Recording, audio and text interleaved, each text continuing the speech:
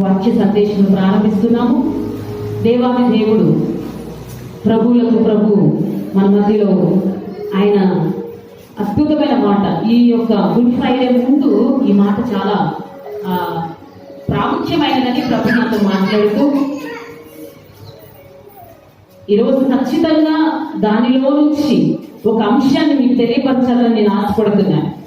దేవుడికి మహిమ కలుగును గాక. హల్లెలూయా. మొదటి కొరింథీయులకు రాసిన పత్రిక 14వ అధ్యాయం 12వ వచనం. మొదటి కొరింథీయులకు రాసిన పత్రిక 14వ అధ్యాయం 12వ వచనం. మీరు ఆత్మ సంబంధమైన వరముల విషయమై ఆసక్తి గలవారు కనుక సంఘములకు క్షేమాభివృద్ధి కలుగు నిమిత్తము అవి మీకు విస్తరించినట్లు ఏం చేయాలి? ప్రయత్నము చేయుడి. హల్లెలూయా.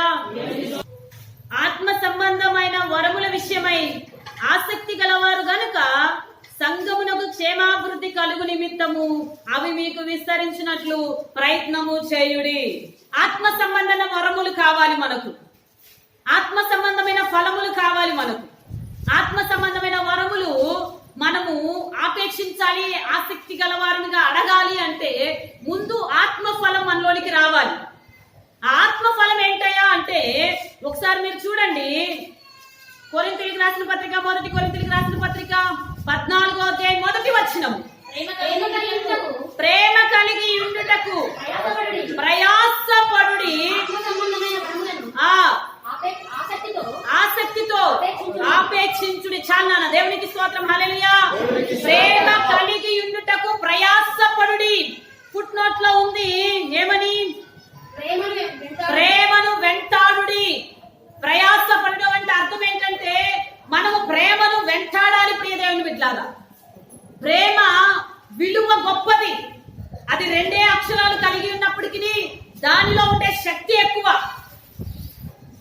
ఆ శక్తి ఏంటి అనేది మీకు నేను ఈ రోజు తెలియపరచాలని ఆశపడుతున్నాను. ఆత్మ సంబంధమైన వరములను పొందడానికి ఈ ప్రేమ అనే ఒక ఫలము మనకు అవసరమై ఉన్నది. ఆ ప్రేమ అనే ఫలానికి ఉన్న శక్తి ఏంటి? ఆ ప్రేమ మనలోనికి వస్తే జరిగేదేంటి ఈ రోజు మనం తెలుసుకోబోతున్నాం. దేవుడికి మహిమ కలుగును గాక. చూద్దాం. మొదటి కొరింథీయులకు రాసిన పత్రిక 13వ అధ్యాయము 4వ వచనం నుంచి చూద్దాం.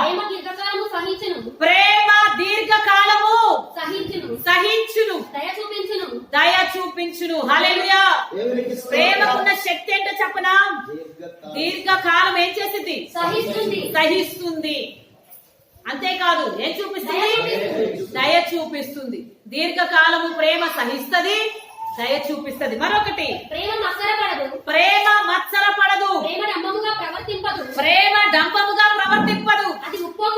అది ఉప్పొంగదు. అమర్యాదగా నడుచుకోదు. స్వప్రయోజనమును విచారించదు. చాలా దేవునికి స్తోత్రం. హల్లెలూయా. ప్రేమకున్న శక్తి ఏంటంటే మొదటి శక్తి అది దీర్ఘకాలము సహిస్తుంది. రెండవది దయ చూపిస్తుంది. ప్రేమ ఎప్పటికప్పుడు ఏం చూపిస్తా ఉంటుంది? దయ చూపిస్తా ఉంటది. రెండవది మత్సరపడదు. మత్సరం అంటే అర్థం ఏంటి? ఈగో. నేనేంటి, నాకేంటి, మత్సరం. ఇతరుల్ని చూసినప్పుడు ఏదో తెలియని అసూయ, అలాంటి మత్సరం పడదు ప్రేమ. తర్వాత డంబముగా ప్రవర్తించదు. డంబముగా అంటే అర్థం ఏంటి? మనకు మనమే గొప్ప చెప్పుకోవడం. అది అట్లా చెప్పుకోదు. మనల్ని గొప్పగా చేసి మాట్లాడదు ఎప్పుడు ప్రేమ. ఇతరుల్ని గొప్ప చేసి మాట్లాడితే మనల్ని మనం తగ్గించుకొని మాట్లాడతాం. హల్లెలూయా. ఈరోజు ఆ ప్రేమ నీలోనికి వస్తే నువ్వు డంబాలు పలకవు. తర్వాత అది ఉప్పొంగదు. అమర్యాదగా నడుచుకోదు. చాలా అది ఏం చేయదంట? ఉప్పొంగదంట. ఉప్పొంగడం అంటే ఏంటి? పొంగిపోవడం. హల్లెలూయా. పొంగడం. అయిపోయింది అంటారు. ఎందుకు? వీడి పొంగుడు అర్థమైతేనే ఉంది. ఈ పొంగుడు ఎక్కడ తీసుకుపోద్ది? నాశనానికే తీసుకుపోతుంది. వీటి పొంగుడేందో అర్థం కావట్లే అంటారు పల్లెటూర్లలో. దాన్ని ఎక్కువగా ఉపయోగిస్తారు. ఆ పొంగుడు ప్రేమ పొంగదంట. ప్రేమ ఉన్నవారు పొంగరంట. తర్వాత అమర్యాదగా నడుచుకోరంట. హల్లెలూయా. ప్రేమ ఉన్నవారు ఎలా నడుచుకోరు? అమర్యాదగా నడుచుకోరు. అమర్యాద అంటే అర్థం ఏంటి? మర్యాద లేని వారుగా నడుచుకోరు. చాలా మంది మర్యాద లేని వారుగా నడుచుకుంటారు. వేరే వేరే వారిని చూసినప్పుడు ఎక్కడ లేని భక్తి పరవశం వచ్చింది. దేవుణ్ణి నమ్ముకున్న వారిని లేదా దేవుని సేవకుల్ని చూసినప్పుడు వారు ఏదో తక్కువ వారిగా చూస్తూ ఉంటారు. ప్రియ దేవుని బిడ్డలారా, సేవకులు దేవుని స్వరూపాలు. అందరూ ఉంటారో లేదో నాకు తెలీదు. ఎవరు నీకు సేవకులు నిజంగా వీరు మహిమా స్వరూపులుగా ఉన్నారు అనిపిస్తే వారి దగ్గర నువ్వు లోబడి విధేయత కలిగి వారిని ప్రేమిస్తూ శాశ్వత కాలం వారి సహవాసంలో ఉండడం నీకు క్షేమకరము. ఎందుకంటే అటువంటి వారి ఎదుట నువ్వు చాలా మర్యాదగా ప్రవర్తించే వ్యక్తిగా ఉండాలి. అమర్యాదగా ప్రవర్తించదు ప్రేమ. ప్రేమ అనే ఒక ఫలము నీలో ఉంటే ఇది అమర్యాదగా ప్రవర్తించదు. తర్వాత స్వప్రయోజనమును నాకేంటి లాభం అని చెప్పదు. ప్రేమ ఏం చెప్పదు? నాకు లాభం ఏంటి అని చెప్పదు. అమ్మా తొందరగా రావాలి, చర్చి దగ్గర చిన్న పని ఉంది అంటే పోతే ఏంది, మనకి ఇప్పుడు ఏమి నిద్రా పోవడం వలన మనకేమైనా లాభం ఉందా? ఏం జరుగుతుంది? పొద్దాక పిలిచినప్పుడల్లా వెళితే ఏమిస్తుంది? మనకేంటి లాభం? స్వప్రయోజనం ఆలోచించదు ప్రేమ. ప్రియ దేవుని బిడ్డలారా, ఇక్కడికి పిలుస్తున్నాము అంటే దానికి అర్థం ఏంటి? దేవుడి పనికి పిలుస్తున్నాము, దేవుని యొక్క మందిరానికి పిలుస్తున్నాము, దేవుని యొక్క పరిచర్యకి పిలుస్తున్నాము అంటే దేని కొరకు? ఈ లోక రాజ్యాన్ని కట్టడానికి నీకు ఒక అర్హతనిచ్చి పిలుస్తున్నామని అర్థం. అందరిని పిలుస్తారా? అందరిని పిలుస్తామా? ఆ దారిని పోయేటువంటి ఐస్ క్రీమ్ అమ్ముకునేటోళ్ళు పిలుస్తామా? లేకపోతే ఏవో పనులు చేసుకునేటోళ్ళని పిలుస్తామా? దేవుడి సంఘంలో దేవుడితో సహవాసం చేసే వాళ్ళని మాత్రమే పిలుస్తాం. అందరిని పిలవం. అందులో మాట వినేవారిని మాత్రమే పిలుస్తాం. మాట వినేవారికి మాత్రమే పని చెప్తాం. అందరికి చెప్తారా? వాడు చెయ్యడు అని తెలిసిన తర్వాత ఆ వ్యక్తికి ఏ పని చెప్పడానికి మనసు అంగీకరించదు. వారు మన మాట వింటారంటేనే వారికి ఒక బాధ్యతను అప్పగిస్తాం. ఆ బాధ్యతను అప్పగిస్తున్నామంటే వారి మీద నమ్మకంతో అప్పగిస్తాం. వారు సప్రయోజనం ఆలోచించని వారు అని చెప్పి వారికి అప్పగించడం జరుగుతుంది. ప్రియమైన బిడ్డలారా, అంతేకాదు ఇంకో మాట చెప్తున్నాడు, త్వరగా కోపపడదు. ఏం చేయదంట? త్వరగా కోపపడదు. ఆలోచిస్తుంది కోపపడడానికి. త్వరగా కోపపడదు. అపకారము మనసులో ఉంచుకొనదు. హల్లెలూయా. ఇతరులకు అపకారం చేయాలని అనిపించదు ప్రేమకు. అనిపించిందా? అనిపించదు. ప్రియమైన బిడ్డలారా, మనం నమ్మిన వాళ్ళని మోసం చేస్తా ఉంటాం. అది ప్రేమ కాదు, అది ద్వేషం. మనల్ని ఎవరైనా నమ్మితే వాళ్ళని ఏం చేయాలి? మనం మోసపోయిన వారు మోసపోయేట్లుగా చేయకూడదు. మనం మోసపోయినా పర్వాలేదు, నువ్వు నష్టపోయినా పర్వాలేదు, నిన్ను నమ్మి వచ్చిన వారిని నష్టం కలగకుండా చూసుకునే బాధ్యత నీది. అది ఎవరు చూసుకుంటారా అంటే ప్రేమ మనసులో కలిగి ఉన్న వారు మాత్రమే చూసుకుంటారు. లేకపోతే నేను 10వ వంతు నష్టపోయాను, వాడు కనీసం 5వ వంతన నష్టపోవాలనుకుంటారు. అలా ఉండకూడదు. నువ్వు 100 నష్టపోయినా నిన్ను నమ్మిన వారు మాత్రం 1 వంతని నష్టపోవడానికి నీ మనసు ఒప్పుకోకూడదు. అదే ప్రేమకున్న శక్తి. తర్వాత దుర్నీతి విషయమై సంతోషపడక సత్యమందు సంతోషించింది. దుర్నీతి కనబడితే దాని పట్ల సంతోషించదు. ఆ ప్రేమకి దుర్నీతిని చూసినప్పుడు సంతోషము పుట్టదు. ఏదైతే సత్యం ఉంటుందో ఆ సత్యములోనే ఆనందిస్తా ఉంటది. హల్లెలూయా, హల్లెలూయా. ఏదైనా చేయొచ్చు. నువ్వు గుడికొచ్చినా అంటే ఎంత ఆనందమో ప్రజలకి. అవునా కాదు? గుడికొచ్చిన తర్వాత నువ్వు ఎట్లాగైనా ఉండొచ్చు, నీ ఇష్టం. మీరు ఎలాగైనా ఉండొచ్చు, కానీ మందిరానికి వచ్చినప్పుడు మాత్రం మంచిగుండండి అని చెప్పిన సంఘము చాలా మంచి సంఘం. ఆ సంఘంలో చాలా మంది చేర్చబడతారు. ఇలా ఉండాలి అలా ఉండాలని ఆప్షన్స్ అంటే ఆర్డర్స్ వేసే వాళ్ళని, కమెంట్స్ చెప్పే వాళ్ళని, ఆజ్ఞలు ఇచ్చే వాళ్ళని సంఘంలోనికి అనేక మంది చేర్చబడరు. ఎందుకు చేర్చబడరంటే వారికి ఏది ఇష్టమో అది చెప్పాలి. సినిమా చూడమ్మా, మంచిని స్వీకరించు, చెడు వదిలేయని చెప్పాలి. సీరియల్ చూడమ్మా, జ్ఞానం నేర్చుకో, అజ్ఞానం వదిలిపెట్టమని చెప్పాలి. అది మంచి సంఘం. అప్పుడు వాళ్ళ సేవకులు మంచివారు. అది చూడొద్దు, ఇది చూడొద్దు, అటు వెళ్ళొద్దు, ఇటు వెళ్ళొద్దు అంటే మంచివారు కాదు.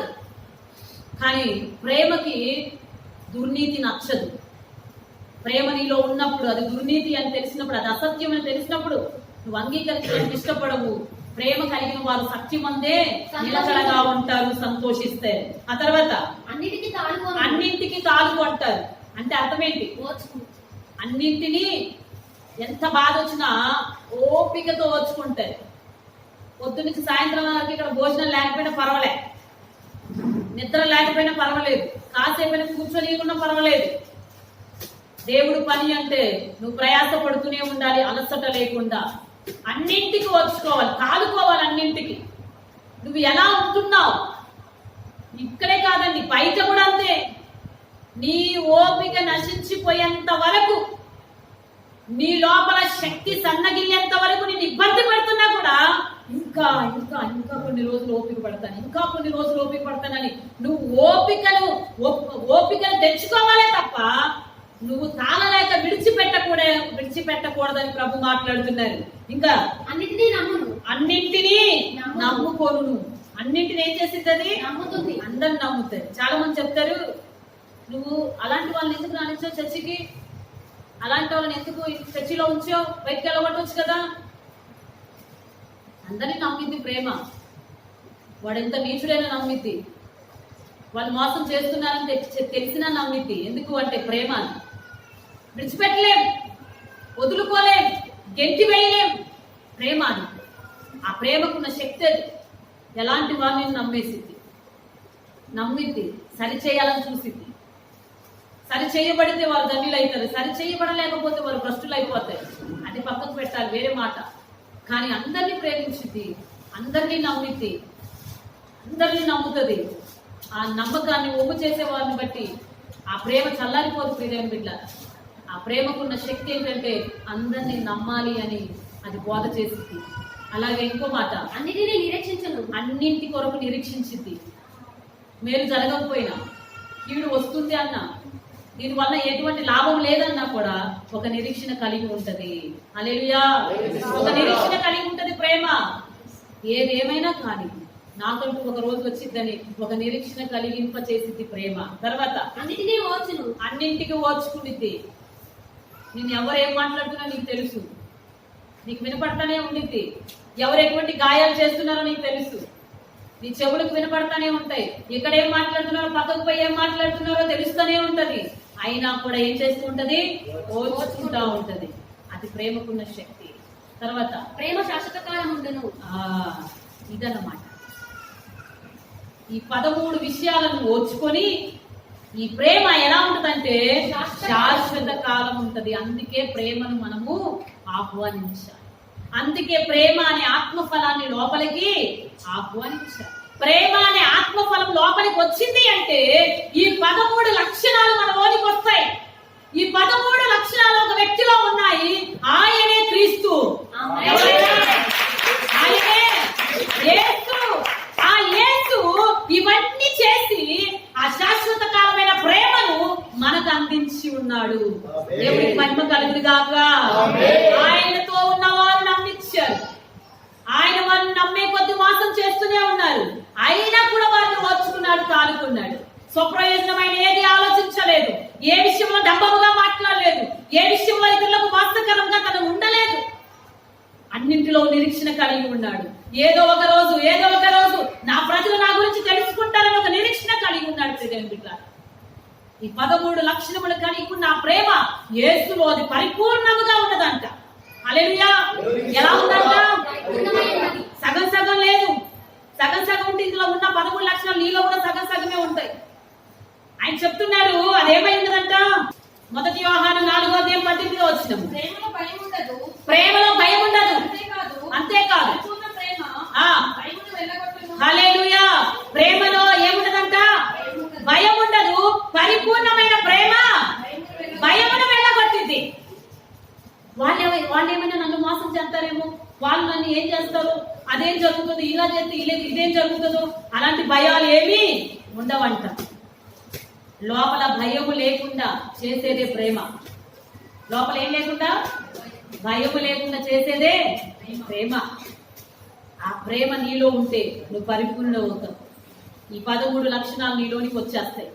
ఈ 13 లక్షణాలు కలిగిన ప్రేమ శాశ్వత కాలం ఉండే ప్రేమ. ఈ మధ్యలో ఆగిపోయేది కాదు ప్రేమ బిడ్డ. ఇది మధ్యలో ఆగిపోయేది కాదు. ఈ ప్రేమ శాశ్వత కాలం ఉండేది.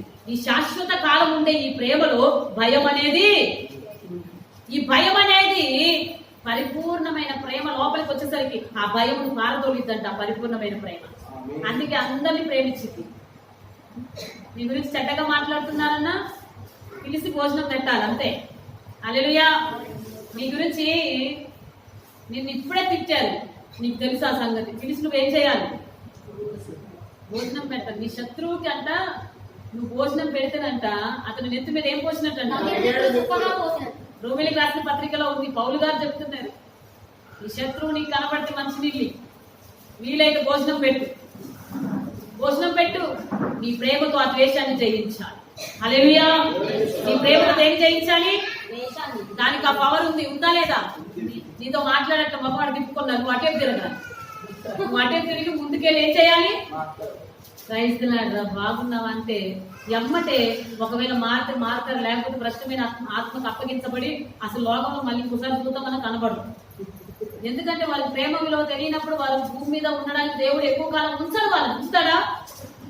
సౌలుతో చెప్తున్నాడు కొత్తాకులను, అయ్యా సౌలా, నాయన నేను నీకేమన్యాయం చేశాను, నన్ను ఎందుకు తరుగుతున్నావు?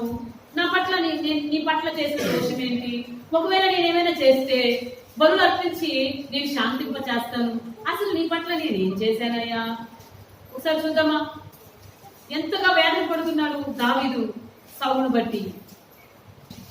మొదటి సమూయేలు గ్రంథము 26వ అధ్యాయము 17వ వచనం. సౌలు దావీదు స్వరము విని స్వరము ఎరిగి దావీదా నాయనా ఇది నీ స్వరమే కదా అని అనగా దావీదు ఇట్లా నేను నా ఏలినవాడా, నా రాజా, నా స్వరమే, నా ఏలినవాడు తన దాసుని ఇలాగ ఎందుకు తరుగుచున్నాడు? నేనేమి చేసి తిని నా వలన ఏ కీడు నీకు సంభవించును? రాజా, నా ఏలినవాడా, నీ దాసుని మాటలు వినుము. దేవుడికి స్తోత్రం. హల్లెలూయా. అరణ్యాలను బట్టి పరుగులెత్తుతూ అడవిలో ఉరుకుతా ఉన్న దావీదు ఎంత ప్రేమగా మాట్లాడుతున్నాడు చూడండి. సౌలా, నా ఏలినవాడా, నువ్వు నన్ను తరమడానికి కారణం ఏందయ్యా ఒకసారి చెప్పు అని అడుగుతున్నాడు. అట్లా అడుగుతావు మనం? అట్లా అడగడానికి ముందు దావీదుకి సౌలు దొరికిండు ఒక గుహలో. సౌలు దొరికాడు, చంపేయచ్చు దావీదు. ఎందుకంటే దావీదును అంటారు కదా అరిసెరలు పెడతాడని, అట్లా పెడతా ఉన్నాడు. భయంకరమైన బాధలు పెడుతున్నాడు, బతుకులు ఎక్కిస్తున్నాడు, నిమ్మలం లేకుండా చేస్తున్నాడు. ఎక్కడికెక్కడికో పరిగెత్తి తన ప్రాణాన్ని కాపాడుకుంటున్నాడు. ఎప్పటికప్పుడు సౌలు చంపడానికి ప్రయత్నిస్తున్నాడు. 21 సార్లు చంపడానికి ప్రయత్నం చేసిన తర్వాత సౌలును దేవుడు దావీదుకు అప్పగించిండు ఒక రోజు. కానీ ప్రేమ కలిగిన దావీదు, శాశ్వత కాలం ఉండే ప్రేమను కలిగిన దావీదు సౌలు చంపడానికి ఇష్టపడలేదు. కానీ అతని బల్యములు నీళ్ల బుడ్డిని ఒక వస్త్రపు చెంగును కోసుకొని వెళ్ళి అప్పుడు చెప్తున్నాడు, ఎందుకయ్యా నన్ను తరుగుతున్నావు? అసలు నేనేం చేశాను నీ పట్ల? నా వలన నీకు ఏ కీడు సంభవించెను? రాజా, ఏలినవాడా, నీ దాసుని మాటలు వినుము. నా మీద పడవలనని యెహోవా నిన్ను ప్రేరేపించెనా? నైవేద్యము చేసి ఆయనను శాంతి పరుస్తుడు. చాలా ఏంటంట, ఒకవేళ యెహోవాయే ప్రేరేపిస్తే నైవేద్యమును పెట్టి నేను శాంతి పరుస్తాయి. అయితే నరులు ఎవరైనా నిన్ను ప్రేరేపించిన ఎడల వారు యెహోవా దృష్టికి శాపగ్రస్తులగుదురు. వారు నీవు దేశమును విడిచి అన్య దేవతలను పూజించుమని నాతో చెప్పి యెహోవా స్వాస్థ్యమునకు హత్తుకొనకుండా నన్ను వెలివేయుచున్నారు. చాలా దేవుడికి స్తోత్రం. హల్లెలూయా. నరులు ఎవరైనా నిన్ను ప్రేరేపిస్తే నేను పరిగెత్తి పరిగెత్తి పరిగెత్తి చివరికి వెళ్ళి అన్య దేవతల్ని ఆరాధించింది అనుకోండి, నేను అన్య దేవతల్ని కనుక ఆరాధిస్తే వారు శాపగ్రస్తులైతారు, జాగ్రత్త అని చెప్పు అంటున్నాడు. హల్లెలూయా. బా, ఎంత పెద్ద మాట, ఎంత గొప్ప జ్ఞానం కలిగి మాట్లాడాడు చూడండి. ఒకవేళ దావీదు అన్ని దేవతల దేశంలోనికి వెళ్ళింది అనుకోండి, అక్కడ ఉన్నాడు అనుకోండి, ఇలా తరుగుతా ఉంటే ఈయన నీతిలో యథార్థతలో భక్తిలో పడిపోయి వేరే దేవతల్ని ఆరాధించింది అనుకోండి, దానికి గల కారణము ఒకవేళ నరులేని హృదయాన్ని ప్రేరేపిస్తే వారే శాపగ్రస్తులైతే జాగ్రత్త అని చెప్తున్నాడు. హల్లెలూయా. అంతేకాదు ఇంకో మాట పలుకుతున్నాడు, వారు నీ దేశమును విడిచి అన్ని దేవతలను పూజించమని నాతో చెప్పి యెహోవా స్వాస్థ్యమునకు హత్తుకొనకుండా నన్ను వెలివేయుచున్నారు. నా దేశమునకు దూరముగాను యెహోవా సన్నిధికి ఎడముగాను నేను మరణము నొందకపోవుదును. ఎవడు ఒకడు పర్వతము మీద కౌసు పిట్టను తరిమినట్టు, ఒకడు పర్వతముల మీద కౌసు పిట్టను తరిమినట్టు ఇశ్రాయేలు రాజువైన నీవు మిన్నలిని వెతుకుటకై బయలుదేరి వచ్చితివి. చాలా ఒకడు కౌసు పిట్టను పర్వతం మీద తరిమినట్టు నన్ను తరుగుతున్నావు. దావీదు దేనితో సమానంగా ఎంచుకుంటున్నాడు? కౌసు పిట్టలు తెలుసా మీకు? అవి ఎంత ఉంటాయి? ఇంత ఉంటాయి. ఇంత పిట్టను ఎందుకు తరుగుతున్నావు? బా, ఎంత తగ్గించుకోవడం అండి. దావీదు అని పెట్ట 10,000 మందిని ఒకసారి చంపిన బలశూరుడు, యుద్ధశూరుడు. అలాంటి యుద్ధశూరుడు ఏమని తగ్గించుకుంటున్నాడు? నేను కౌసు పిట్టలాగా నన్ను తరుగుతున్నావు ఎందుకయ్యా? మిన్నల్లిలాగా తరుగుతున్నావు ఎందుకయ్యా? దాన్ని ఎందుకు ఎదుగుతున్నావు? నల్లి మిన్నల్లిని ఎదుగుతున్నావు ఎందుకయ్యా అంటున్నా. అంటే నీ దృష్టిలో నేను ఇంత అల్పుడను కదా, నా మీద నీకెందుకు ఇంత కోపం? నేనేం అన్యాయం చేశాను? బా, ఆ మాట అనగలరా ఎవరైనా? శత్రువు దొరికితే తల నరికి పడేయడమే యుద్ధ వీరులకు మనకు తెలిసిన విద్య. అది శత్రువుని వదిలి పెడతారా? నా ప్రాణం తీసేవాడు నాకు శత్రువే.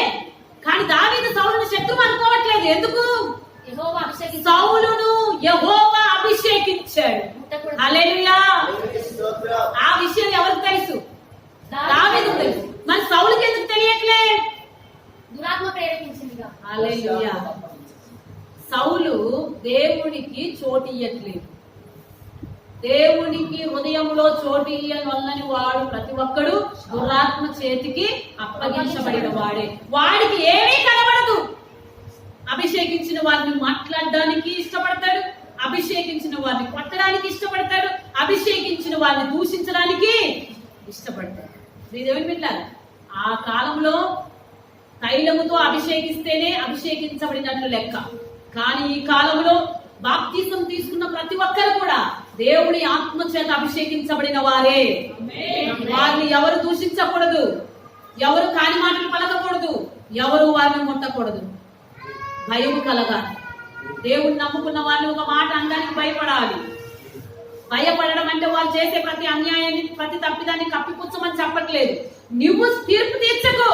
తీర్పు తీర్చువాడు యోగ్యుడైన వ్యక్తికి నువ్వు ఆ వ్యక్తులను అప్పగించు. నువ్వు తీర్పు తీరిస్తే భూమి మీద మాత్రమే శిక్ష అనుభవిస్తారు. ఆయన తీర్పు తీరిస్తే అక్కడ ఉండిద్ది శిక్ష. అర్థమవుతుందా? అది నువ్వు కంటికి చూడలేనంత గొప్పదిగా ఉంటుంది ఆయన ఇచ్చే తీర్పు. కనుక ఏ మనుషుడికి నువ్వు తీర్పు తీర్చకూడదు. యేసే అంటున్నాడు, నేను తీర్పు తీర్చడానికి రాలేదు, నేను తీర్పు తీర్చడానికి రాలేదు, వ్యాజ్యములు నా యొద్దకు తీసుకురాకండి అన్నాడు. నువ్వే పాటి వాడవు? అర్థమవుతున్నప్పుడు ఇదే పిల్లారా, నువ్వు నేనే పాటి వారి విధులకు తీర్పు తీర్చడానికి.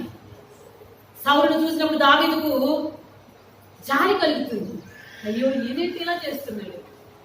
దేవాది దేవుడు ఇతని మరి వెతికి వెతికి కనుగొన్నాడు కదా. ఈ రోజు ఆ దేవుని శక్తిని మరచిపోయి తన దగ్గర నుంచి రాజ్యములు నేను తీసుకుంటానని భయముతో ఎందుకు ఈయన తరుగుతున్నాడు? ఆయనకి ఇష్టడిగా ఉంటే రాజ్యం ఆయన చేతిలో నుంచి పోయిద్దా? ఒకసారి మీరు ఆలోచించండి.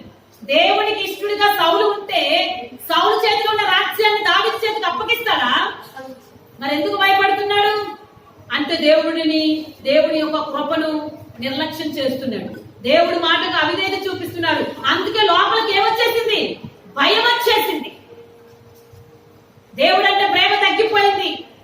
ప్రేమ అనే ఫలమే పూర్తిగా ఏమైపోయింది? చచ్చిపోయింది. ప్రేమలో భయం ఉన్నదని ఉందా? ఆ భయం ఇప్పుడు సౌలులోకి వచ్చిందంటే ఏమి లేదని అర్థం. అది ప్రేమ లేని వాడు భయపడతాడు. భయపడి తనకున్నదంతా పోగొట్టుకుంటాడు. సౌలు భయపడ్డాడు, తనకున్న రాజ్యాన్ని పోగొట్టుకున్నాడు. దావీదు ప్రేమ కలిగి ఉన్నాడు, లేని రాజ్యాన్ని పొందుకున్నాడు. హల్లెలూయా. నీలో ప్రేమ ఉంటే అన్నింటినీ పొందుకుంటాం. అన్నింటినీ దేవుడు నీకు ఇస్తాడు. ఇస్తాడా? ఇక్కడ ఇస్తాడు దేవుడు. ప్రేమ ఉన్నవాడు ఉప్పొంగడు, ప్రేమ ఉన్నవాడు అమర్యాదగా ప్రవర్తించడు. అందుకే దేవుడికి వారంటే ఇష్టం అవుతుంది. అవుతుందా లేదా? ఈరోజు నువ్వు ప్రేమ కలిగి ఉన్నావు, నేను ఎంత దూషిస్తున్నా అదే ప్రేమను కలిగి ఉన్నావు. గొర్రె వాళ్ళ తల దించుకొని ఉన్నావు. ఒక దెబ్బ కొట్టి మళ్ళీ ఇంకో దెబ్బ కొట్టారా? ఒకడు కొట్టాడు వాడు గర్వంతో, నువ్వు అలాగే మౌనంగా ఉండు, ఇంకోటి కొడతారా? కొట్టరు. నిన్ను కొట్టినా అంతే అనుకొని వెళ్ళిపోతారు. ఎందుకంటే మనం కొడతంటే తిడితే కోపం ఎక్కువైపోయి కొడతారు ఇంకో దెబ్బ. మనం కొట్టినా అలాగే చూస్తున్నాం అనుకోండి, ఇంకో దెబ్బ కొట్టడానికి మనసు రాదు వాళ్ళకి.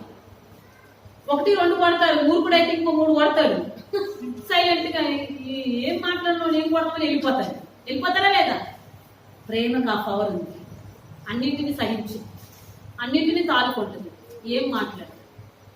దెబ్బకి సౌలు ఎప్పుడైతే దావీదు ఇలా ఎక్స్ప్లెయిన్ చేస్తున్నాడో, అందుకు సౌలు ఏంటి అసలు నన్ను ఎలా చికాకు పెడుతున్నావు, నేను ఎలాంటి వాడను, అసలు నేను ఎంత తక్కువ వాడనని సౌలుని హెచ్చించి మాట్లాడుతున్నాడు. హల్లెలూయా. సౌలునేమో హెచ్చిస్తున్నాడు, తను తాను ఏం చేసుకుంటున్నాడు? తగ్గించుకుంటున్నాడు. అలా తగ్గించుకోగానే సౌలుకు ఏమొచ్చిందో ఒకసారి అందుకు సౌలు నేను పాపము చేసి తిని, అబ్బా నేను పాపము చేసింది ఈ దినమున నా ప్రాణము నీ దృష్టికి ప్రియముగా ఉన్నదాన్ని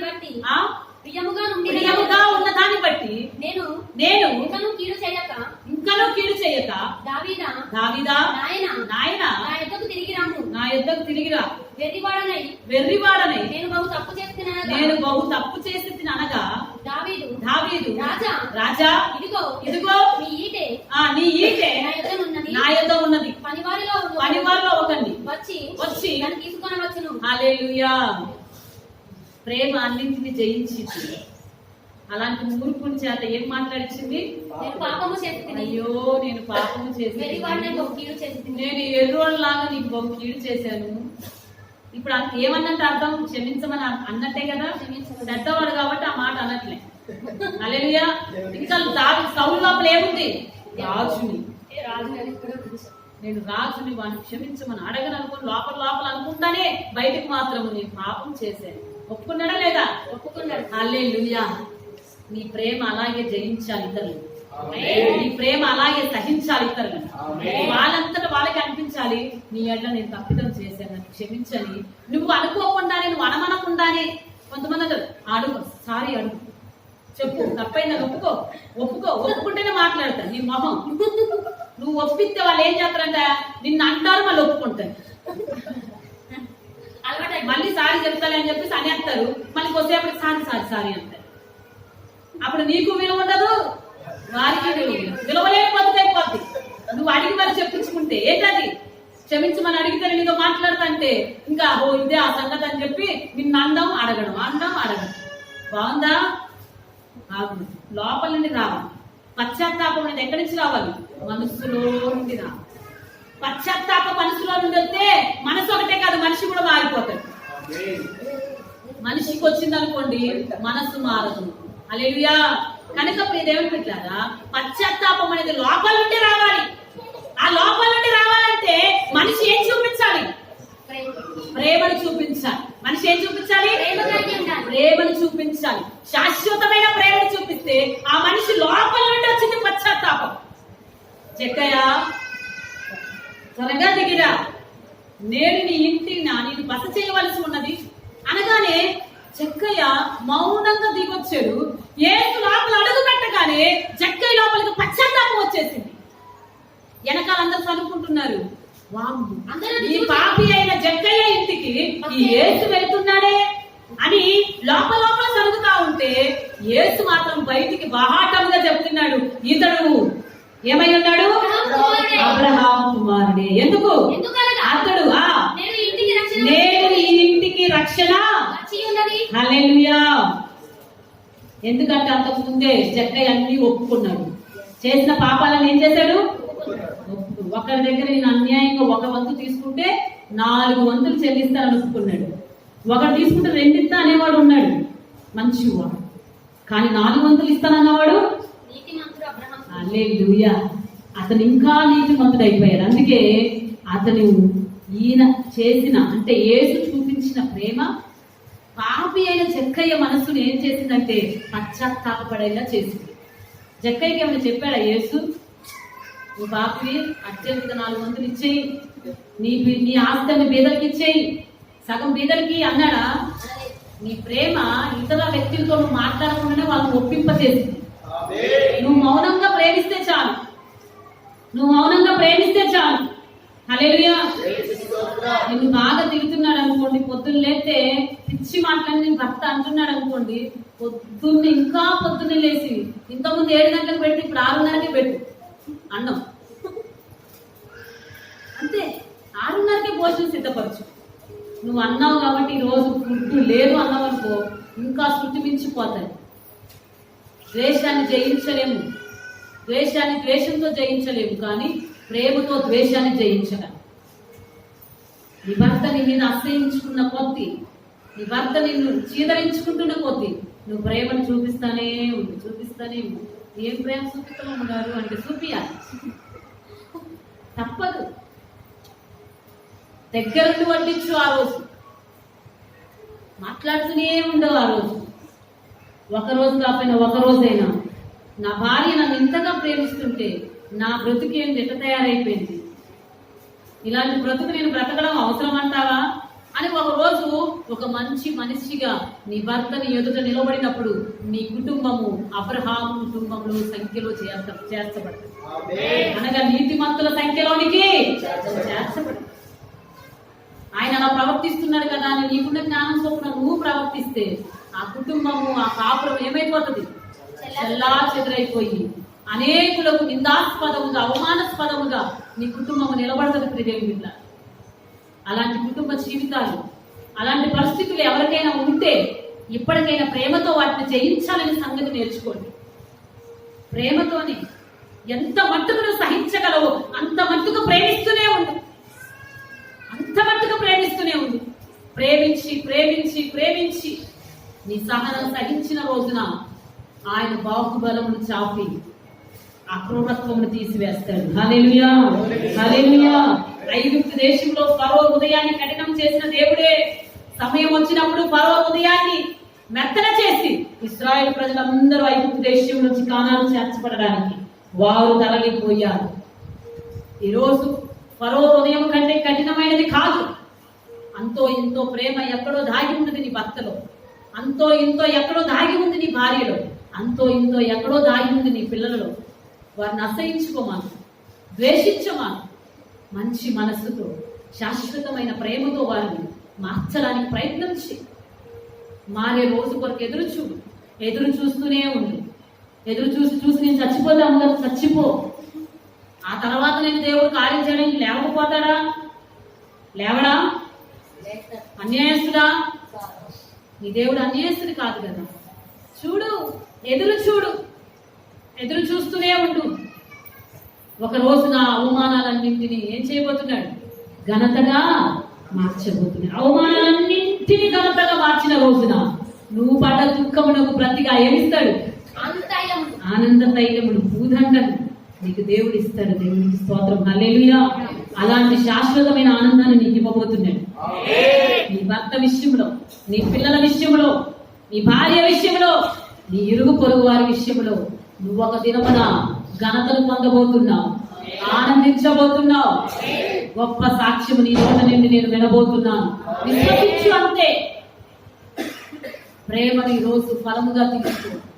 ఆ ఫలమును భుజించిన దానిని లోపలికి జీర్ణించుకో. జీర్ణించినది నీకు శక్తినిచ్చేంత వరకు తిను. ఆ శక్తి శాశ్వత కాలం ఉండేట్టుగా చేసుకో. ఆ ఫలం ఎప్పుడైతే నీలోనికి వచ్చి నువ్వు భుజించి జీర్ణించుకొని అనగా దాని ప్రకారం అనుసరించి నడుచుకుంటావో ఆత్మ సంబంధమైన వరములను నీవు ఆసక్తితో అడుగుతావు. దేవుడు ఆసక్తితో అడిగిన ఆత్మ సంబంధమైన వరాలు ఈ ప్రేమ అనే ఫలముతో పరిపూర్ణతలోనికి వచ్చి అవి నీలో ఫలించడానికి దేవుడు కృప చూపిస్తాయి.